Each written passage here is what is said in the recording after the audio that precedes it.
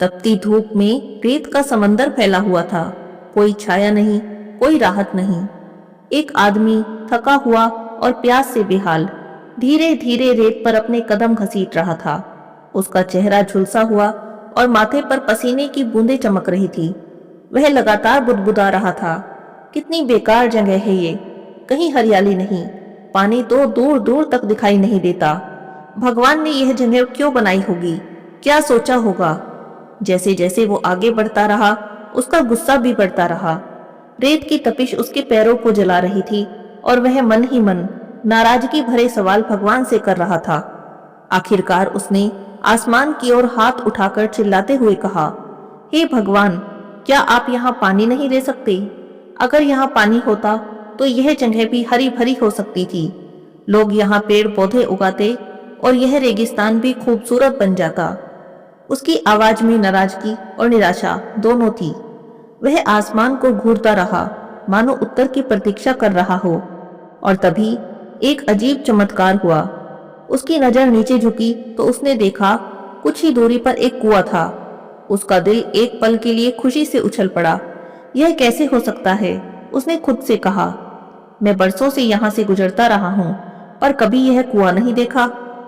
वह आश्चर्य में दौड़कर कुएं तक पहुंचा। कुएं में पानी लबालब भरा हुआ था। उसका चेहरा खुशी से खिल उठा, लेकिन तभी वह फिर से नाराज हो गया।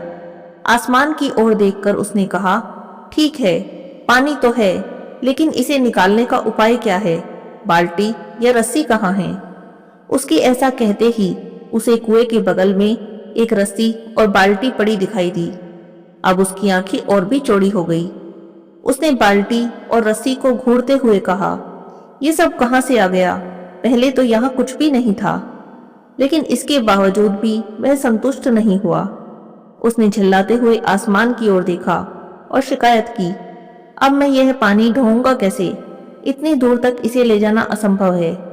तभी उसे अपनी पीठ पर पीछे किसी उपस्थिति का आभास हुआ। उसने डरते हुए पीछे मुड़कर देखा। वहां एक ऊंट खड़ा था। उसकी बड़ी बड़ी आंखें आदमी को घूर रही थी। आदमी हक्का बक्का रह गया। उसे यह सब किसी सपने जैसा लग रहा था।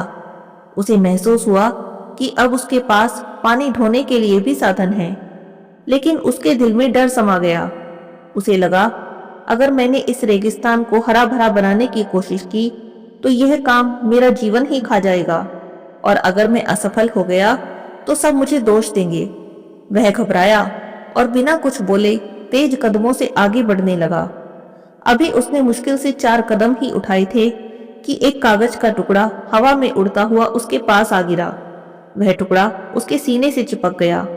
कागज पर लिखा था, मैंने तुम्हें पानी दिया, तुम्हें बाल्टी और रस्सी दी, मैंने तुम्हें ऊंट दिया।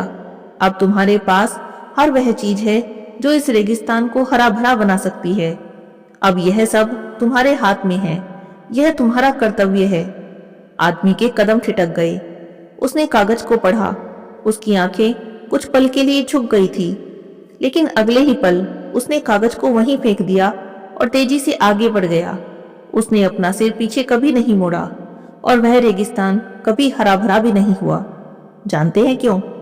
क्योंकि इंसान शिकायत करना जानता है, लेकिन समाधान की जिम्मेदारी लेने से डरता है। वह अधिकार मांगता है, पर कर्तव्य निभाने से कतराता है।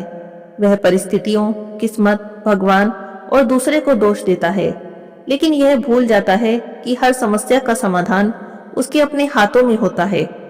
अगर वह आदमी रुकता, सोचता और प्रयास करता तो शायद रेगिस्तान हरा भरा हो सकता था, लेकिन उसकी शिकायतें और डर उसे आगे बढ़ने से रोकते रहे। यह कहानी हमें सिखाती है कि ईश्वर हमें हर समस्या का हल देता है, बस हमें अपने अंदर शक्ति को पहचानने की जरूरत है। अगली बार जब आप खुद को किसी मुश्किल में पाएं तो शिकायत करने की बजाय अपने अंदर के समाधान को खोजें, क्योंकि बदलाव की शुरुआत हमेशा आपसे ही होती है। मिलते हैं अगली कहानी में। अगर कहानी अच्छी लगी हो तो अपने दोस्तों के साथ साझा जरूर करें।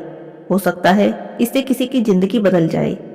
वीडियो को लाइक और चैनल को सब्सक्राइब करें आगे भी ऐसी ही सुंदर कहानियां देखने के लिए। धन्यवाद।